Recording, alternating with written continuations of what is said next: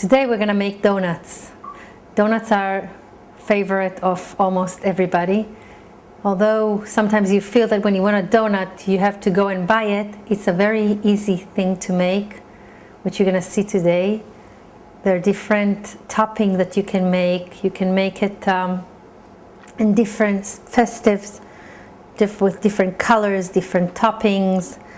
No one is really sure where the donut originated from, but most opinions suggest that the Dutch settlers brought it into North America.